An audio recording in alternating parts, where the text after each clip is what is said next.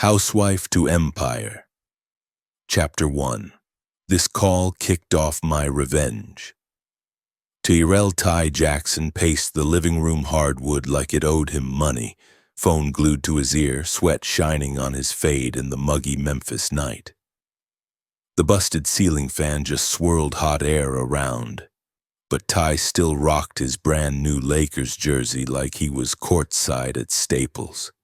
Keisha Wilson stood in the dark hallway, bare feet on cold tile, holding her breath so tight it felt like her ribs might crack.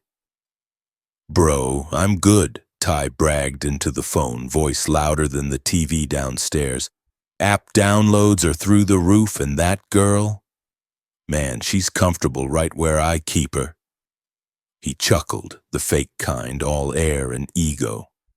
"Come on, you know I gotta trade up. I'm CEO now. I need a showpiece, not a side quest." Keisha's heart did a lazy backflip. A month ago, she'd sold her last pair of gold hoops to pay the Wi-Fi bill so Ty's precious servers didn't crash. But hey, according to him, she was just comfortable. She pressed a hand to the wall to steady herself. The drywall felt warmer than a fresh waffle. Ty kept running his mouth. "Let her keep the grocery receipts or whatever. I'll throw her a bone when the divorce hits. She's not built for the big leagues." Outside, a train horn howled across the river, and somewhere on the block an old hound answered, long and lonely. Keisha almost laughed. Memphis dogs always had perfect timing.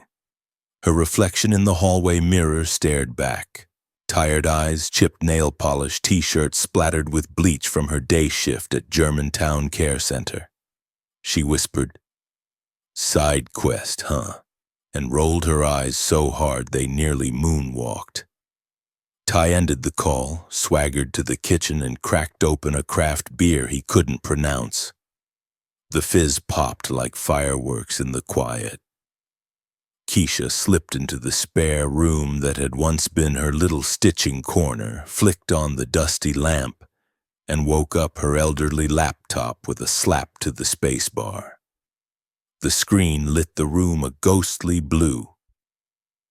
She scrolled past old Pinterest boards, wedding bouquets, baby shower cookies, all that wishful stuff, and opened a folder named Plan B. Inside sat sketches of hoodies and denim jackets stamped with a bold crown logo she'd doodled years ago on a Burger King napkin. She smirked. "Kubelaren clothing," the file title read. Looked kinda fresh. Looked like freedom. Down the hall, Ty burped loud enough to shake the picture frames and yelled, "Yo, Keish, you grab more IPA?" She didn't answer. She was busy mapping price points, supplier lists, and launch dates. Her fingers flew across the keys like they'd been waiting their whole lives to clock in. Every click felt like a drumbeat, drowning out Ty's voice, the train horns, the barking dog, everything. By 3 a.m., she had a Shopify storefront sketched out and 3 potential manufacturers bookmarked. She saved the doc, exhaled slow, and finally smiled. Not the polite, "Thanks for holding my purse" smile folks saw at Ty's networking mixers. This one was crooked, dangerous, brand new. Ty might have thought she was background noise, but that phone call just flipped the soundtrack. And Memphis nights? Well, they were long enough for a woman to rewrite her whole story before sunrise. Chapter 2. Back when love was cheap. Way before Ty's phone call flipped the script, Memphis evenings used to be all sweet tea and shared headphones on Keisha's front porch. The warm air smelled like magnolia and barbecue smoke drifting over from her uncle's drum smoker next door. Ty would roll up with a busted backpack, sneakers talking at the toes, and a head full of ideas about a music stream app he swore would change the world. Keisha believed every word, mostly because he told the story with that crooked grin that made her forget the mosquitoes. One July night they sprawled out on the hood of Ty's hand-me-down Corolla, counting the burnt-out stars over Lamar Avenue. Ty tapped rhythm on the fender and said, "Soon as my app blows, we'll be chilling in a high-rise. No more check engine lights, promise?" Keisha laughed, flicked his ear, and said, "Boy, this hood ornament barely hanging on, talking about high-rises." She still handed him her last 20 next morning so he could pay the App Store fees. Rent hit like a linebacker 2 weeks later. Their landlord, Mr. Johnson, knocked with a polite cough, hat in hand, but the politeness ended at the second cough. Ty's face went pale as the past due notice, but Keisha didn't blink. She hustled to Jackson Avenue Pawn, slid her grandma's gold bracelet across the glass, and walked out 20 minutes later, lighter on jewelry, heavier on relief. That night, Ty found her on the porch sewing patches on the ripped couch cushions they'd scored off Craigslist. Candlelight made her eyes shine like wet asphalt. He leaned in, soft-voiced. "How you always find a way." She shrugged. "Love's cheap if you buy in bulk." He kissed her forehead, called her his ride or die, and she pretended not to hear the little voice whispering, "Ride to where, though?" They set up headquarters in the living room. Ty pushed code late into the night, lit by a dusty floor lamp. Keisha brewed gas station coffee, proofread his pitch deck, then sketched hoodie designs just to keep her hands busy. Ty glanced at the sketches once, said, "Cute doodles," and went back to debugging. Keisha smiled anyway, told herself patience was fertilizer. Give a dream sunshine long enough and it'll bloom. Near midnight, a summer storm rolled in, thunder cracking like a snare drum. Power blinked out, killing the Wi-Fi. Ty cursed the sky, but Keisha grabbed an old transistor radio, dialed in some blues, and stuck a flashlight under her chin. "Story time," she announced, making ghost faces until Ty cracked up. Then her voice dropped low, slipping into the cadence of her granddaddy's folk tales. "Long ago," she began, "there was a clever sparrow who loved a hungry lion. Every day the sparrow fetched seeds, dropped them at the lion's paws so he could grow strong. One season the plains dried up and seeds were scarce. The sparrow plucked feathers from her own wings to trade for food. The lion grew bigger, louder, started roaring that he ain't need no tiny bird. Sparrow said nothing, just kept dropping seeds. But each feather lost made her lighter, and one dawn she caught a wind current and flew higher than she ever knew she could. The lion blinked, looked up, and realized the sky no longer delivered breakfast." Ty chuckled. "Girl, you reading fortune cookies again?" Keisha winked. "Maybe. Maybe I'm just making sure you remember to look up every now and then." The lights flickered back. Ty kissed her cheek and dove into his code. Keisha watched the cursor blink on her blank sketch page, the sparrow's silhouette still fluttering in her mind. Outside, rain hammered the roof like a warning drum. She smelled ozone, felt the house shake, and wondered which would run out first, storm clouds or the patience she kept mortgaged on Ty's dream. Dawn slid through the blinds, pink and forgiving, coffee brewed, cheap but strong. Keisha sipped, tasted hope, and muttered, "Love's cheap, all right, but interest stacks up." The sparrow flapped once more in her thoughts, then settled quiet, saving its strength for a flight neither of them could yet see.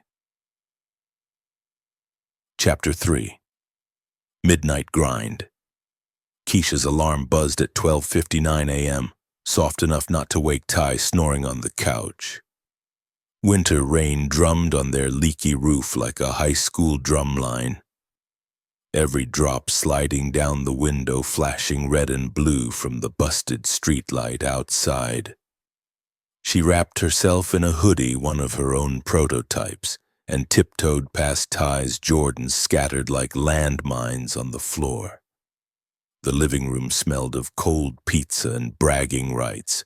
His podcast gear, mics, ring lights, ego, covered half the coffee table. She fired up her ancient laptop, the screen glowing an unhealthy shade of green, and logged into the KW-REN dashboard. New orders pinged. One from Chicago, two from Atlanta, another overseas. Paris, baby. She whispered, "Bonjour, rent money," and did a happy shimmy no one would ever see. Then she printed shipping labels, slapped them on boxes, and stacked the boxes by the door, praying Ty wouldn't trip over them at dawn and start asking questions. At 2 a.m., her phone vibrated with a voice note from Uncle Solomon back in Alabama. The old man loved leaving midnight wisdom bombs sounding like Sunday service mixed with rural folklore. She hit play while folding teas. "Little niece," his gravelly voice said, "there's a tale from way back. A thirsty buffalo once laughed at a quiet spring. 'You so small,' he said, 'I'll drink you dry in one gulp.' Spring said nothing, just kept trickling. Seasons passed, buffalo's laughter echoed, but every sip carved the earth wider. 1 year drought came and buffalo returned, begging water.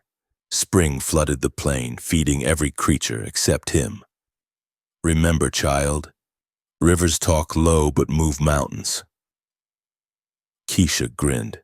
"Amen, uncle." She pictured the buffalo with Ty's haircut and nearly snorted coffee out her nose. By 3, she was deep-diving fabric suppliers on Alibaba, juggling tabs like hot coals. Each click sounded like a nail in the coffin of her old life. Her heart ping-ponged between fear and thrill, fear of Ty finding out, thrill of him finding out too late.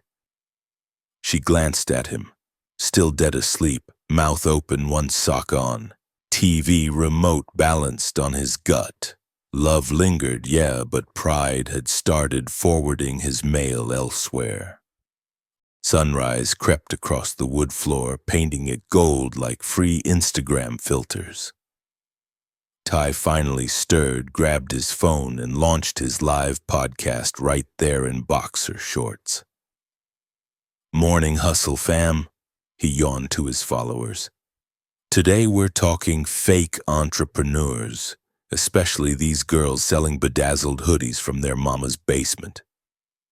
Keisha's stomach dropped, then hardened. She muted his stream, pulled up her email, and found a subject line that felt like fireworks. "Collab opportunity, Foot Locker Global." She slapped a hand over her mouth, squealed into her hoodie sleeve, and thanked every ancestor who ever hustled cotton or catfish so she could hustle cotton hoodies. Ty wrapped his live stream with a self-high five, walked past Keisha, and knocked over the box stack. "Why the hell is UPS living in my house?" he barked. She smiled, sweet as pecan pie. "Just returning some outfits that didn't fit right."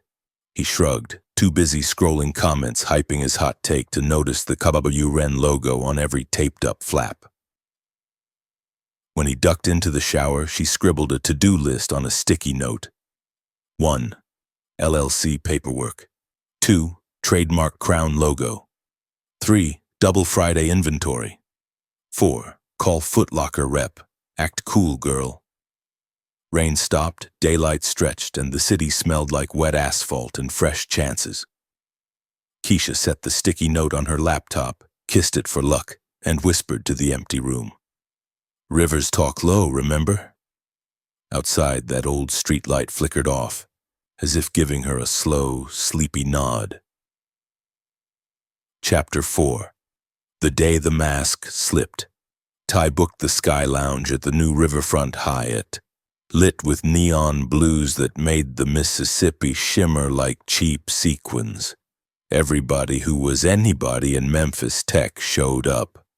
VC dudes with sockless loafers, local rappers in diamond grills, even the mayor's cousin who claimed to connect innovators. Keisha arrived in a simple black jumpsuit she'd stitched herself, Crown logo hidden inside the collar. Ty barely clocked her, busy posing for selfies with LaShonda Ray, a TikTok influencer built like a Coke bottle and loud as the DJ's subwoofers.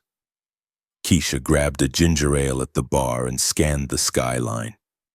Downriver barges slid past ghost quiet, hauling secrets in the dark. Inside, Ty popped champagne and shouted over the beat, "This is what winning looks like." A VC laughed, pointed at Keisha and asked, "That's your assistant?" Ty snorted. Old friend, sweet girl, stayed in her lane. Keisha's ears rang like a church bell. She stepped onto the terrace for air, Memphis night wrapping her in humid velvet. Her phone buzzed. Another Foot Locker email marked urgent. She smiled so hard her cheeks cramped and whispered, "Not my lane, huh? Bet." Just then, Ty and LaShonda tumbled outside, giggling. Keisha ducked behind a ficus.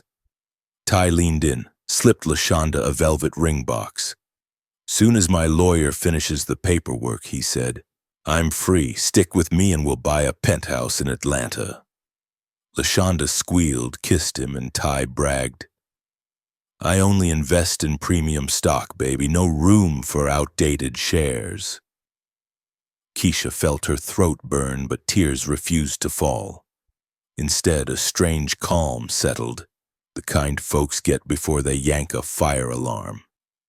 She slipped back inside, grabbed the mic from the startled DJ, and cleared her throat. Heads turned. Ty froze mid-proposal. "Good evening, y'all. Quick story my granddaddy used to tell." She dropped into folktale cadence, voice smooth as molasses. "There once was a peacock who borrowed feathers from a quiet hen. Peacock strutted round the village flashing colors, calling hen plain and small. One festival night he plucked off her last feather, promised to return it later. When winter came, Peacock shivered featherless, while hen, who'd spent the season weaving nests, slept warm with her chicks. Moral: don't floss what you never earned, because winter's always listening." Polite chuckles rolled through the lounge, then coughing silence. Keisha handed back the mic, walked to Ty and patted his cheek like he was a sleepy toddler. "Winter's coming, boo." She slid her wedding ring into his flute of champagne and left. Camera flashes followed her exit, half the room murmuring, "Peacock." On the sidewalk, she exhaled steam into the cold air, heart pounding like 808s. A neon trolley rattled by, its bell dinging permission to move on. She opened her email, thumb hovering over the Foot Locker Zoom link. Behind her, glass doors burst open. Ty shouted, "Keisha, what the hell was that?" She turned, cool as iced tea. "Just a bedtime story. Hope you were listening." His face twitched between rage and panic, caught like a bad Wi-Fi signal. She nodded toward LaShonda, flaunting the ring at paparazzi. "Pretty feathers. Might want to hold on tight when the wind shifts." Traffic lights flipped green, washing her in emerald glow. She shoved earbuds in and hit play on Uncle Solomon's latest voice note. "Child," he rumbled, "river's rising. Build your boat, leave the fool on the bank." Keisha grinned, stepped off the curb, and let the night carry her downstream toward a future Ty could never download. Chapter 5. Winter came to Memphis. Ty strutted into Shelby County Chancery Court like a man in a sneaker commercial. Fresh fade, new off-whites, sunglasses indoors even though the January sky outside looked like wet cotton. He fist-bumped his lawyer and cracked, "Let's wrap this quick, I got a brunch res in Midtown." Across the aisle, Keisha sat in a charcoal suit, calm as a librarian on Sunday. A tiny gold crown stitched on her cuff was the only hint she hadn't come to read. She'd come to rewrite. Judge Ramirez cleared her throat, heat blasting loud enough to drown the rain tapping the skylight. "Mr. Jackson requests dissolution with no asset division," she announced. Ty smirked and spun his pen like a drum major's baton. Then Keisha's lawyer, Ms. Draper, stood and wheeled up 3 banker boxes thick as Memphis barbecue menus. She slid a single sheet to the clerk. "Kren Clothing, LLC, valuation summary." Ty leaned forward, smile wobbling. "KWW, what now?" he whispered. Keisha didn't blink. Outside, thunder rolled down the river like a low bass line. Inside, Ms. Draper read revenue numbers that climbed faster than elevator jazz. Foot Locker collab, BET Awards capsule, Paris Fashion Week invite. Gasps fluttered through the gallery. Even the bailiff mouthed, "Dang." Ty's lawyer gulped. "Objection, surprise assets." Judge Ramirez waved him off. "Surprise only if you weren't paying attention, counsel." Cameras from Channel 5 zoomed in. Ty yanked off his shades, eyes darting like dice. Keisha finally spoke, voice soft but carrying. "Your Honor, I require no spousal support. I simply ask my name be restored to Wilson and my peace be returned with it." The judge smiled like a tired auntie. "Granted," gavel down. Just like that, the marriage expired quicker than Ty's brunch reservation. Hallway chaos erupted. Reporters shoved mics. Ty's phone blew up with texts. Investors bailing, sponsors ghosting. Keisha stepped aside under a flickering fluorescent, dialing Uncle Solomon on speaker. Rain tapped the window in Morse code. "Child," the old man rasped. "Remember the tale of the coconut and the storm." Storm laughed. "I'll rip you from the tree." Coconut said nothing, just tightened its fibrous belt. Storm raged, stripped every leaf, but Coconut held on. When calm returned, folks cracked that coconut for sweet water while Storm drifted off empty-handed. Morals plain. What hollers loud leaves quickest. What holds quiet feeds nations. Keisha chuckled. "Heard, Uncle." She hung up, turned, and nearly collided with Ty. His eyes were red, voice small. "Did you ever love me?" She met his gaze, memories flickering, porch stars, pawn shop bracelets, storm-dark power outages. "Yeah, Ty. Loved you enough to grow, loved myself enough to stop shrinking." She squeezed his shoulder, gentle as goodbye. "Winter's here. Bundle up."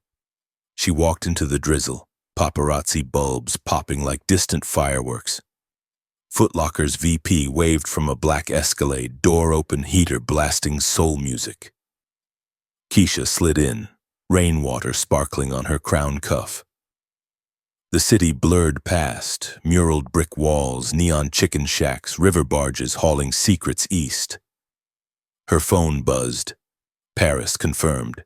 She let out a laugh that fogged the window and felt the whole car laugh with her. Back on the courthouse steps, Ty shivered. Designer coat no match for the cold front rolling off the river. He watched Kewuran's logo flash across every news feed, the crown glinting like morning sun on Beale Street brass. For the first time all day he understood the sparrow, the spring, the coconut, every quiet thing he'd ever mocked. And somewhere above the cloud cover a voice older than blues hummed. "Rivers speak low, but they decide where the land will live."